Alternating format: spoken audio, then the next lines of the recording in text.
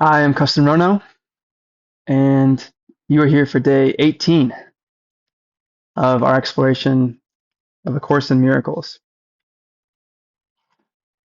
18, my favorite number, my old soccer number, and I've heard Nikolai Tesla's favorite number because 3, 6, and 9 all go into it.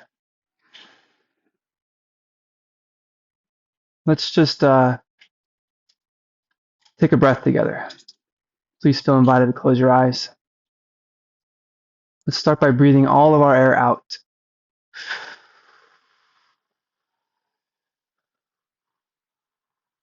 Belly button moving to your spine. Big breath in, filling our lungs. Hold it. Another breath. One more sip. Holding.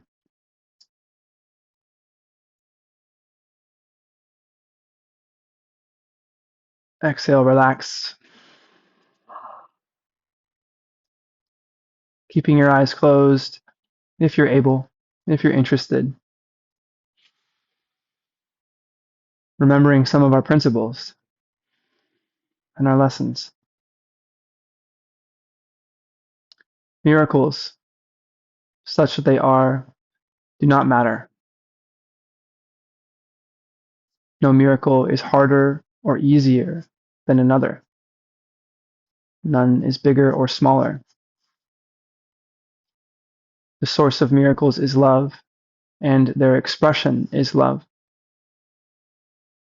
Miracles are beginnings and endings, allowing us to be in the present, to visit and release the past, the egoic hold, our fear, painting our reality subconsciously. In releasing this, we enter into nothingness, the unknown, bringing the future and its possibility into our present. We greet this presence with love and gratitude, forgiving ourselves for how we have seen and our grip on how we have seen what power is and strength is. Relaxing into the idea that there is some subconscious, natural, habitual flow from something that temporarily has more to something that temporarily has less. That we can do this with our thoughts alone, because miracles are thoughts.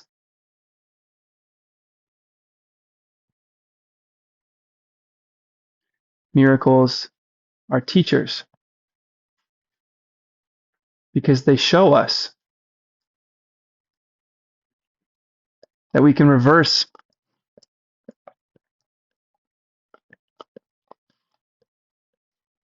how we believe physics and time works. We can change the order. We can simultaneously give and receive. This suggests that we are abundant, and that when we wear a mindset of lack, we are tricking ourselves. That when we offer love to someone else, we too receive love. Both the giver and the receiver receive strength, because miracles mean life, and to feel alive is a gift. It's powerful to feel that we will die.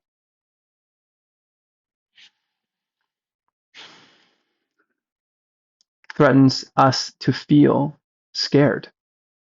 We need not be scared of witnessing the death of the way that we have seen the world before. It is very normal and understandable. And when we look around the world, we can expect, as much as we can expect anything, to see the rest of the world still caught in this confusion. And we are not so arrogant as to believe that we have anything figured out yet. The learning continues until the end of time. or paradoxically, time ends when the learning is complete. If we are still here, we are still learning.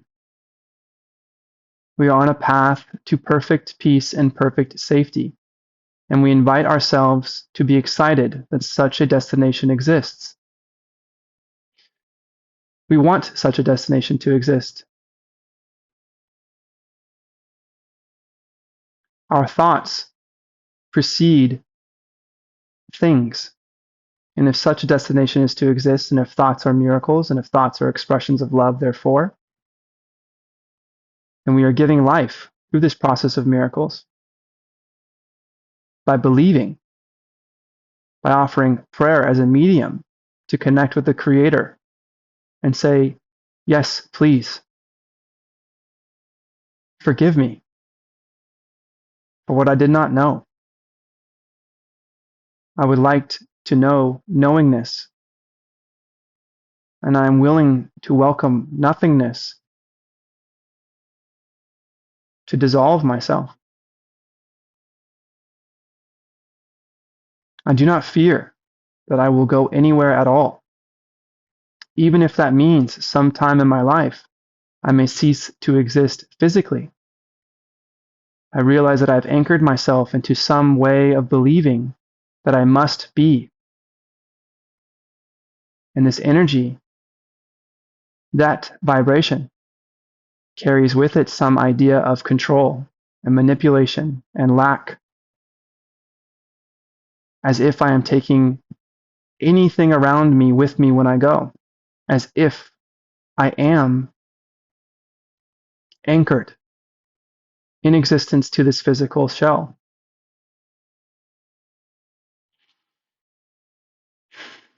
And as I know more love, my stress reduces, and who I am physically grows. And this vessel may take me further than I've ever dreamed. I allow myself to feel beyond myself, to transcend my own body through my thoughts by being honest with my feelings and realizing that I have been muffling God's voice. Creator, please forgive me for what I did not know. To myself, to my loved ones, to those that I've neglected. I thought my energy was minimal and that I did not have more to give, but I have to give everything that I am. I'm sorry. I was unaware of my possibility for abundance. I believed in this world where it's okay to be stolen from. I realize that I am being stolen from, and that rectifying that starts with myself. That I commit myself to this practice, that I devote myself to this practice, and that I realize I am practicing. I need not know exactly what's going on. And I am okay admitting that where I had assigned meaning, if I am entering into a new perspective, that the meaning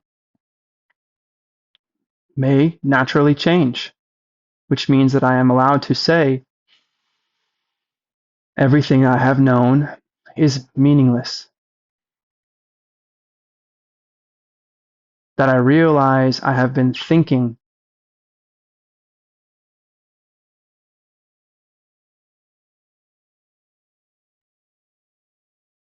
is okay. I'm willing to accept that even very linearly, I can only absorb the world through my five senses if that's all I believe there is. That naturally, as I touch or taste, see, smell, or hear something, that there is some kind of delay in me registering what that item is. It's not important important to me if I know for sure if everything that I interact with is really there. It feels like it is, and that's okay. But I recognize that in some way, I've been building a reality around me, at least in my feelings and ideas, and perhaps what I surround myself with and how I see those items. I've been building it based off of however I have been treated or treated myself or treated others, whatever set of experiences I have that make me unique. And I accept that I do not know what it is like to be someone else. And this practice is just now awakening me to the idea, and I'm grateful for the blueprint to follow. I'm being awakened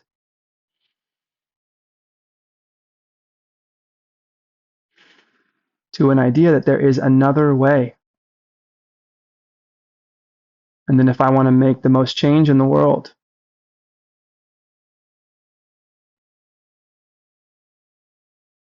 then I will release my depression and shame and fear and anxiety and all manner of upsets because they are not real. They are false.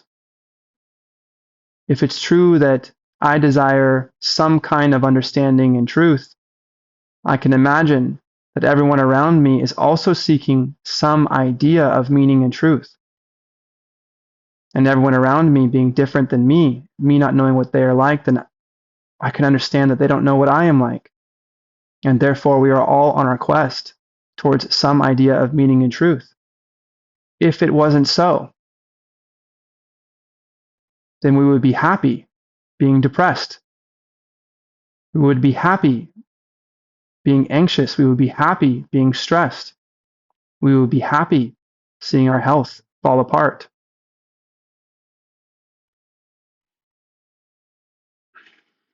My intuition reminds me that this is not true. Of course,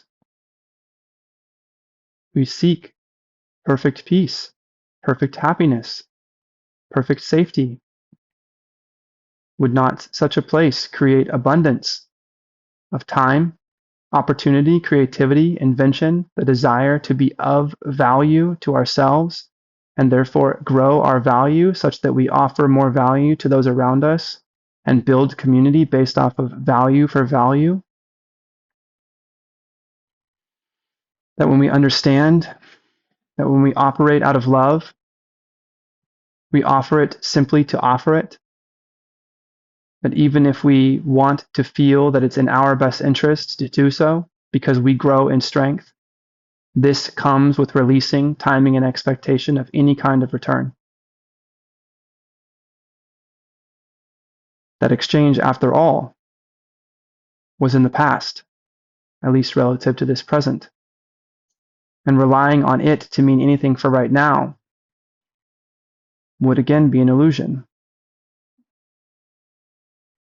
As if we need to be afraid that the unknown,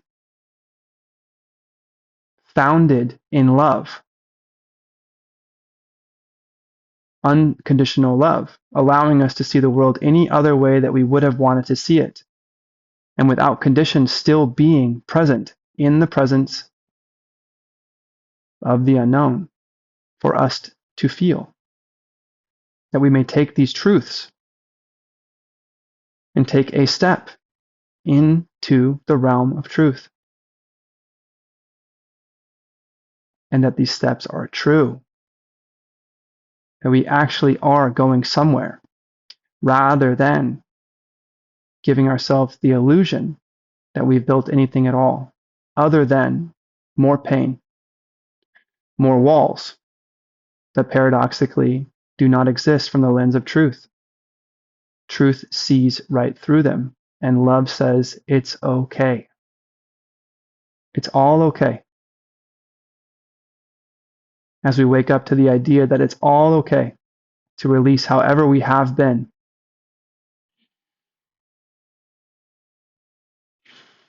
we recognize some version of peace in nothingness. And this idea, this black swan, threatens our ego, ramps up our fear around us, threatening us, begging for us to be pulled back down, offering us extreme power, which will be false. We are grateful for the ego and our fears and our upsets for allowing us to create a polarity that we may fill with love. If we are filling it with love, then we are of love. We are not in lack. Relative to these upsets, we have something to offer. If we have something to offer, then we are full, fuller than we believed that we were. Where did this come from? How do we create fullness? We recognize that it is. And that as we recognize it and accept it, we become it.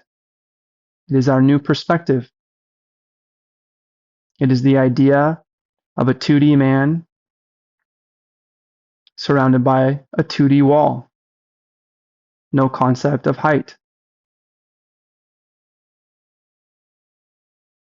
How do we imagine we would feel as a 3D figure simply peered over the wall, completely altering the world and physics as we knew it?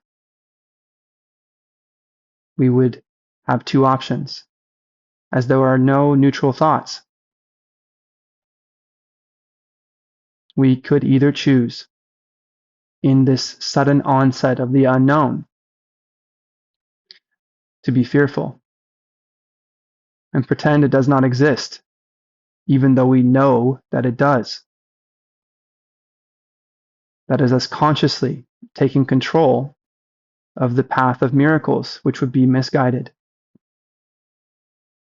We would have a moment of awareness to recognize that our intuition and our awareness is inviting us that there is another way with more fullness,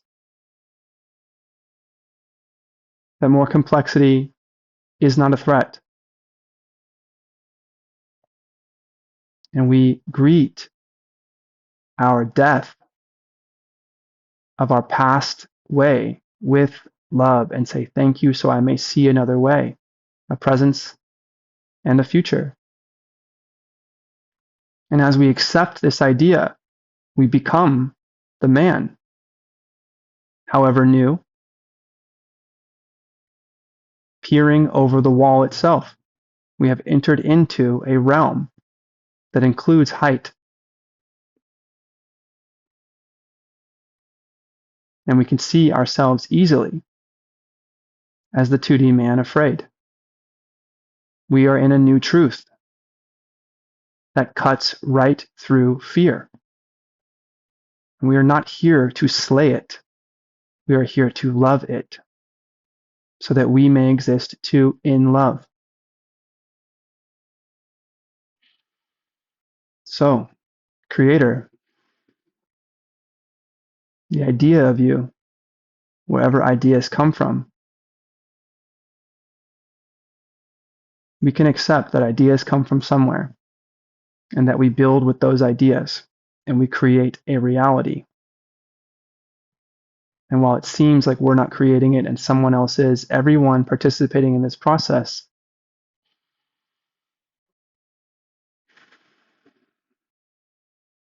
is constructing. And there are no neutral thoughts.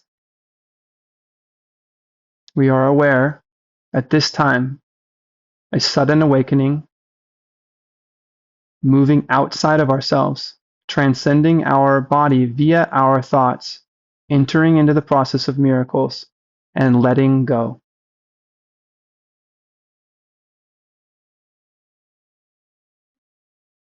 We accept that if we have been living in lack and seeing ourselves in lack, and the world around us is asking us to accept that lack, that we are creating it.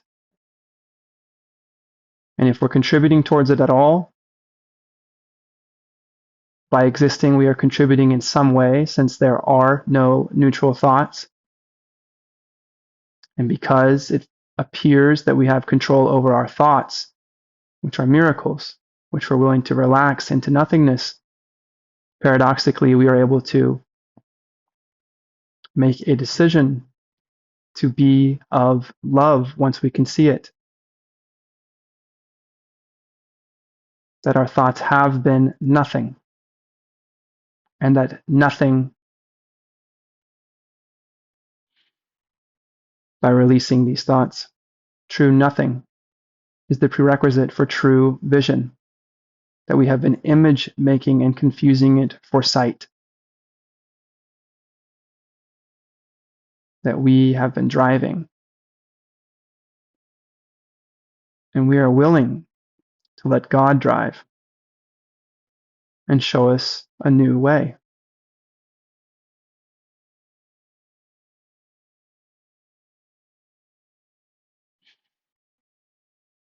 Our North Stars are abundance, truth, and love. And we accept that we may feel worthy, powerful, abundant, and complete, strong in the name of love. And we recognize our weakness in our persistent fears. So we go forth, unafraid, as best we know. And where we find discomfort, we recognize that we are still on the path. And we're grateful for the opportunity to practice something that we had never seen before. Aho. Please, one comfortable breath in.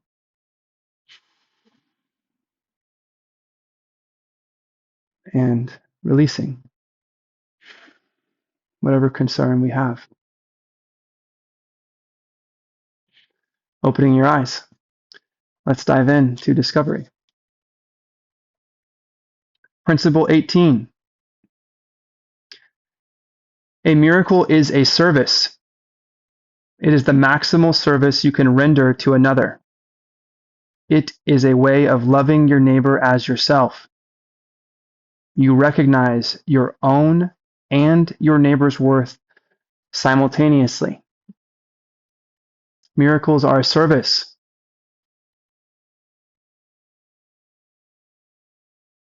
It is the maximal service you can render to another.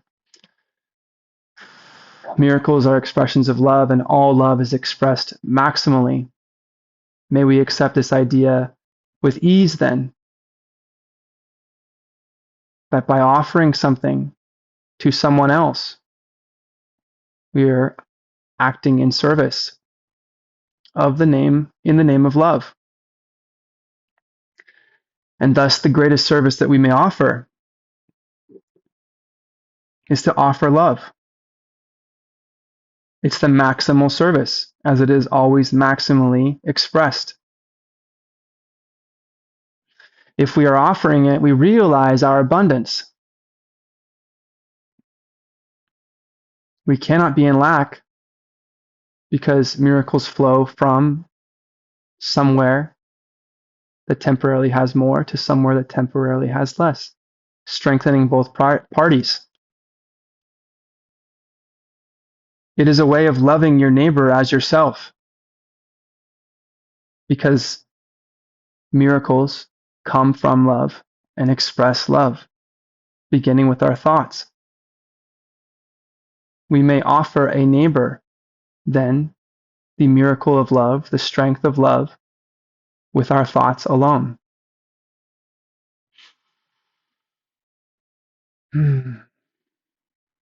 Please picture someone whom you love.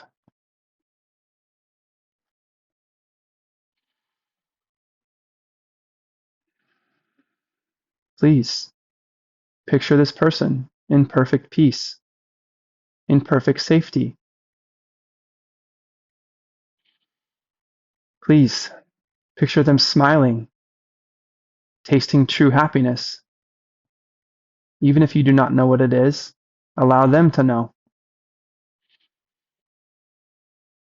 If we are offering it, we must know it. We live in a world where people are selling things they do not have. This is an untruth. And if miracles are the truth, then if we are offering this thought of perfect peace and perfect happiness, perfect safety, these effervescence, this smile to our loved one, and our thoughts are miracles that come from love, then we must recognize that even if it is challenging to accept, which is okay, this is new, that we are connected to love because we cannot give what we do not have. And we must actually be in relative abundance compared to what we've ever imagined we have to give.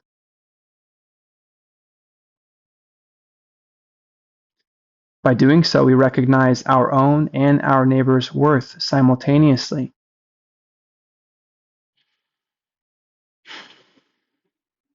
You are worthy of love. Your loved one is worthy of love.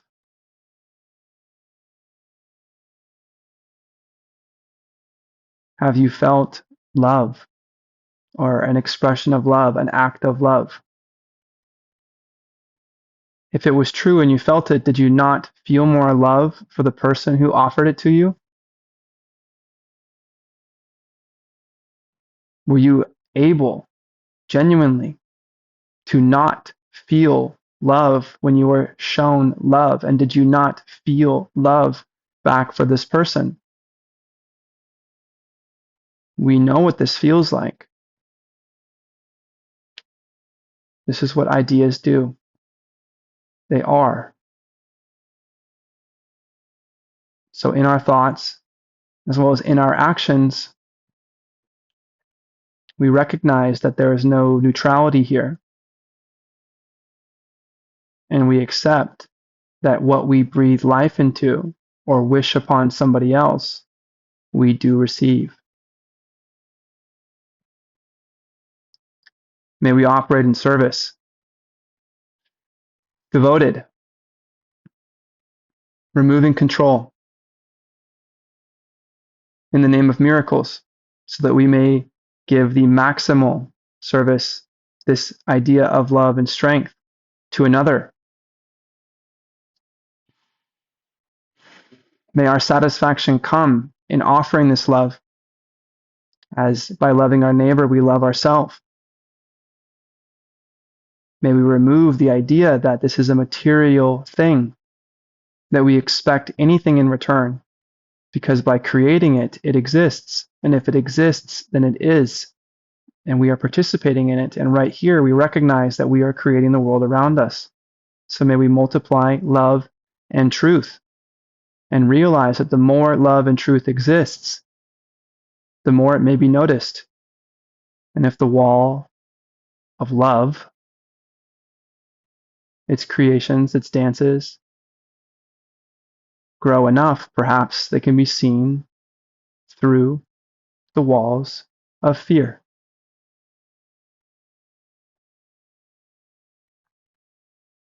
May we love our neighbors as ourselves. And because we are accepting that we are worthy and that we are, and when we look around, we can see that others are, and even if they are different, because we do not know what it's like to be them whatsoever, so we may assume that they are different. And thank goodness, because this creates a variety of experience.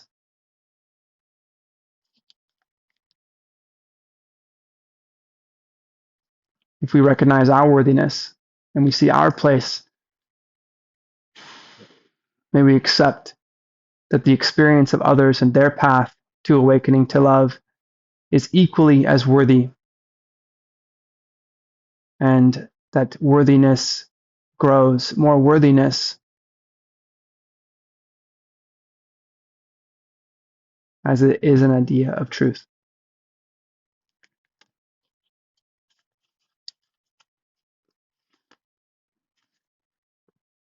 Lesson 18. I am not alone in experiencing the effects of my seeing. You are not alone in experiencing the effects of your seeing.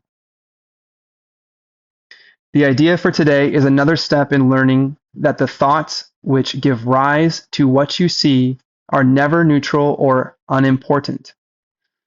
We are adding the layer of importance to what we are doing. It also emphasizes the idea that minds are joined, which will be given increasing stress later on. Let's accept this at face value. Today's idea does not refer to what you see as much as how you see it. Therefore, the exercises for today emphasize this aspect of your perception. We are emphasizing then how we see things, not what we see things. So let it sink in for us that we are attempting in our futile image making to connect to sight that we allow to be true because minds are joined.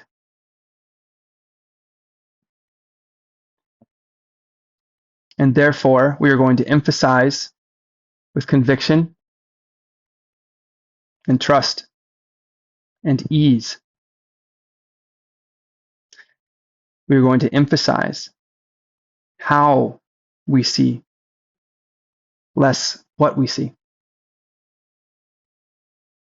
3 or 4 practice periods which are recommended should be done as follows.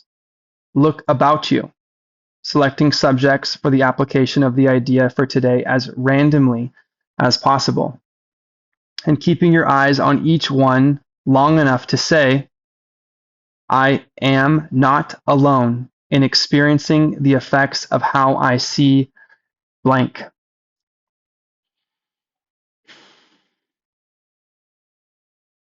I am not alone. I am not alone in experiencing. I am not alone in experiencing the effects of how I see.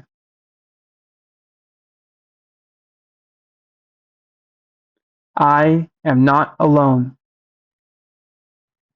in experiencing the effects of how I see myself.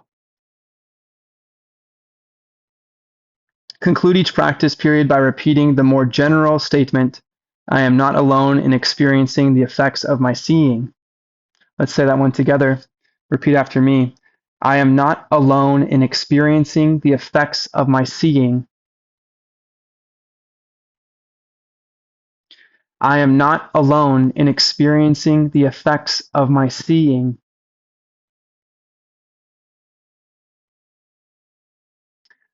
I am not alone in experiencing the effects of my seeing.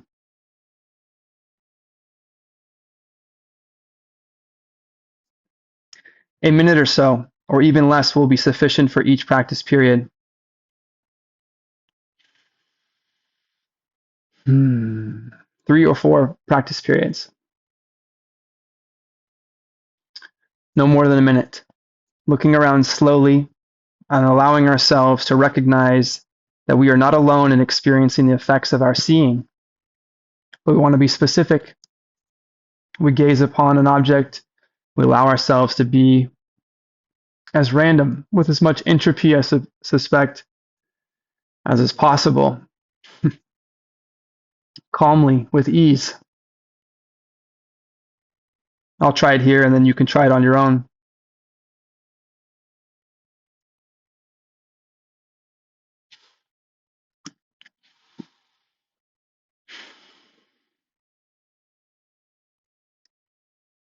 I am not alone in experiencing the effects of how I see this tree.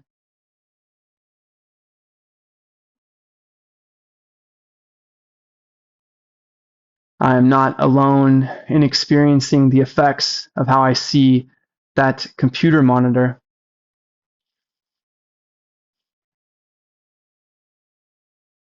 I am not alone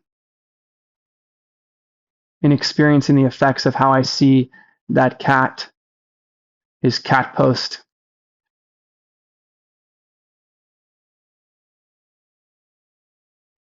I'm not alone in experiencing the effects of how I see this rug. I'm not alone in experiencing the effects of how I see this table. I'm not alone in the effects of how I see that fireplace, that photo, this dog bed. I am not alone in experiencing the effects of my seeing. You are not alone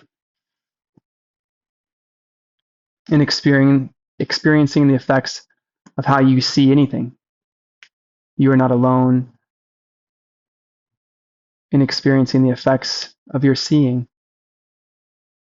Please be aware here that we are acknowledging our sight, our seeing, something different than the image making we were introduced to. So, on day 18, may you greet this principle with ease. Please choose items specifically but randomly and allow yourself to enjoy the process of settling into our first acknowledgments of sight. I am Kesten Rono, and it is a pleasure to be sitting with you.